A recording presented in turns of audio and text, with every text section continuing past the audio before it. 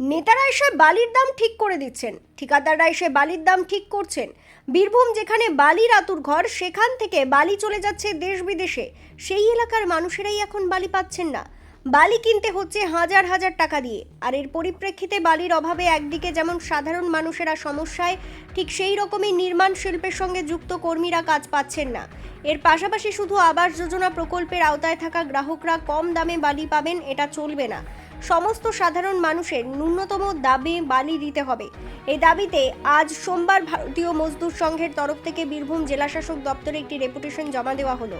সংগঠনের তরফ থেকে বালি সংক্রান্ত দাবি দাওয়ার পাশাপাশি আরও একাধিক দাবি দাওয়া তারা তুলে ধরেন। যে সকল দাবি দাওয়ার মধ্যে রয়েছে শ্রমিকদের বেতন থেকে শুরু করে সিউড়ি পৌরসভার উন্নয়ন।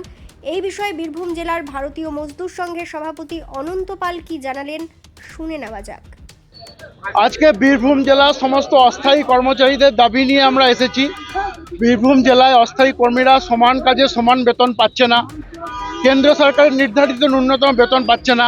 এখানে ঠিকাদার রাজ চলছিল এতদিন, এখনও ঠিকাদার রাজ চলছে। যখন খুশি যাকে খুশি অস্থায়ী কর্মীকে নামিয়ে দেওয়া হচ্ছে। সিউড়ি মিউনিসিপ্যালিটির উন্নয়ন স্তব্ধ হয়ে আছে।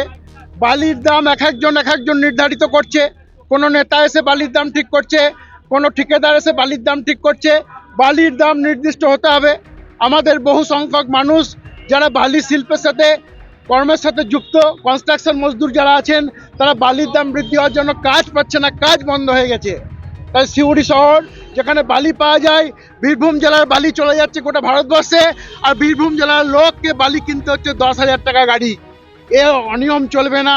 শুধুমাত্র প্রধানমন্ত্রী আবাস যোজনার বালি আমাদের নেতারা ঠিক করে দিয়েছেন, আমাদের ডিএম সাহেব ঠিক করে দিয়েছেন। সেটা করলে হবে না, সাধারণ মানুষকেও বালি ন্যূনতম মানে পেতে হবে। আমরা বিভিন্ন ডিমান্ড করছি। তার সাথে আছে ন্যূনতম পেনশন, সোশ্যাল সিকিউরিটি স্কিমের সমস্ত অস্থায়ী কর্মীদের আনতে হবে। যারা অস্থায়ী কর্মচারী আছেন, যারা এনএইচএ কর্মচারী, আশা কর্মী, যারা স্কিম ওয়ার্কার আছেন, তাদের ন্যূনতম 20% বেতন বৃদ্ধি পুজোর আগে করতে হবে। সিউড়ি মিউনিসিপ্যালিটির অস্থায়ী কর্মীদের ন্যূনতম বেতন 20% পুজোর আগে বৃদ্ধি করতে হবে। পাঁচরায় একটি কটন মিল আছে, সেই কটন মিলটি ধুঁকতে বসেছে, তার আধুনিকরণ হচ্ছে না, তার কোনো উন্নয়ন হচ্ছে না। আমরা বলেছি তার আধুনিকীকরণ করতে হবে, তাকে কাঁচা মাল দিতে হবে, তাহলে সেই একটি বড় ইন্ডাস্ট্রি আমাদের বীরভূম জেলায় বাঁচবে। সিউড়ি বাস স্ট্যান্ডের অবস্থা খুব খারাপ, ড্রেনেজ সিস্টেম নেই। যে যা খুশি দোকান করে নিয়ে তার এনক্রোচ করে করে দোকান চলছে, কোনো বাস বেরোতে পারছে না, বেরোলে তো কোনো দোকান ভেঙে গেলে মারপিট হচ্ছে। এই অবস্থা চলতে পারে না দীর্ঘদিন। নতুন সরকার এসছে, আমরা দাবি করছি সিউড়ি বাস স্ট্যান্ডের উন্নয়ন হোক। সিউড়ি মিউনিসিপ্যালিটির উন্নয়ন যেন স্তব্ধ হয়ে গেছে, সিউড়ি বোর্ড ভেঙে গেছে, জেলা পরিষদ ভেঙে গেছে, তাহলে কি উন্নয়ন চলবে না? বীরভূমের মানুষ কি মানুষ না? রাস্তাঘাটে চলা যায় না, অল্প বৃষ্টি পড়লে রাস্তাঘাটে এক হাঁটু জল। এই অবস্থা সিউড়ির কেন হবে?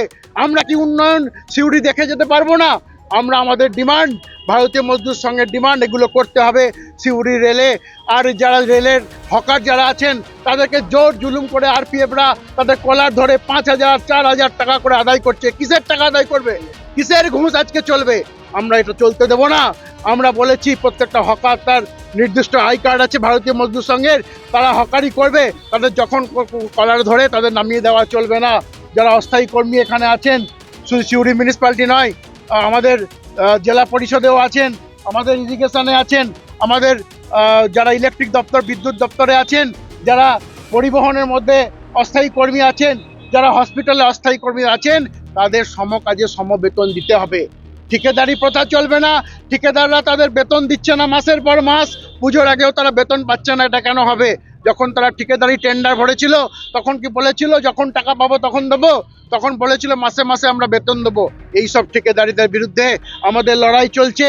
আমরা বারবার বলেছি, আমরা ডিএম সাহেবকেও জানিয়েছি, এসডিও সাহেবকে জানিয়েছি, সিউড়ি শহরের উন্নয়ন রুখে দেওয়া চলবে না, আটকে রাখা চলবে না। আজকে বোর্ড নেই, কিন্তু এসডিও সাহেব আছেন। সিউড়ির উন্নয়ন হোক, বালির দাম প্রত্যেকটা মানুষের জন্য বেঁধে দেওয়া হোক। এই ডিমান্ড নিয়ে আগেও আমরা জানিয়েছিলাম, আজকে আমরা হুঁশিয়ারি দিলাম। সারা দেশে একসঙ্গে অস্থায়ী কর্মীদের সাথে জন্য লড়াই ভারতীয় মজদুর সংঘ পুরো দেশ জুড়ে করছে। প্রত্যেকটা ডিস্ট্রিক্ট ম্যাজিস্ট্রেট অফিসে, বীরভূম জেলায় আমরা এখানে করছি। আমাদের সঙ্গে 1000 অস্থায়ী কর্মী তাদের কাজ সেরে আজকে আমাদের সাথে জড়ো হয়েছেন তাদের দাবি দেওয়ার জন্য। কিন্তু দুর্ভাগ্য ডিএম সাহেব নেই। আজকে তারাপীঠে কোনো একটি অগ্নিকাণ্ডের জন্য উনি চলে গেছেন, উনি রিকোয়েস্ট করেছেন এডিএমজি এর কাছে, আমরা আজকে এই মেমোরেন্ডাম তাদের কাছে তুলে দেবো। আর এখানে সমস্ত ডিমান্ডস থাকবে, তার সঙ্গে বালির জন্য আলাদা করে একটি ডিমান্ড, আমাদের কনস্ট্রাকশন মজদুর যারা আছে তারা বালির ন্যূনতম দাম বেঁধে দেওয়ার কথা বলে আমরা এই ডিমান্ড রাখছি। বন্দে মাতরম।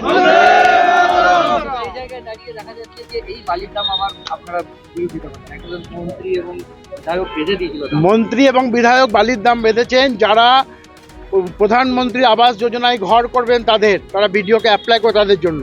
কিন্তু শুধু প্রধানমন্ত্রীর ঘর কি হয়, আমাদের যারা এই শিল্পের সাথে যুক্ত তারা জানে প্রত্যেকটা মানুষ যারা বাড়ি করে তাদের ডাকে। 100 দিনের কাজ আগে ছিল, 100 দিনও কাজ পেত না, তো বাকি 365 দিনের মধ্যে যদি 100 দিন কাজ পায়, বাকি দিন কি করবে? না খেয়ে থাকবে, অনাহারে থাকবে। বাকি কাজ আমরা দিতাম, যারা কর্মচারী আছে, যারা সাধারণ মানুষ আছে তারা বাড়ি করছেন। আজকে বালির দাম আকাশ ছোঁয়া, তারা বাড়ি করতে পারছেন না। আর বালি আমার জেলায় পাওয়া যায়, এই জেলা থেকে বালি সুদূর দেশে চলে যাচ্ছে, বাংলাদেশেও চলে যাচ্ছে, পাচার হচ্ছে। এবং তার আপনারা জানেন ডিসিআর ইললিগ্যাল পাচার, তার পয়সা তুলে তার লুটপাট হয়েছে। কিন্তু বর্তমানে আমরা আমাদের শহরে, আমাদের জেলায় আমরা চাই আমাদের বালি একটা ন্যূনতম দাম ডিএম সাহেব বেঁধে দিক, সেই দামে সবাই বালি পাক, তাহলে বাড়ি তৈরি হবে, নতুন নতুন কর্মসংস্থান তৈরি হবে, আমাদের যারা কনস্ট্রাকশন কর্মী আছে তারা কাজ পাবে।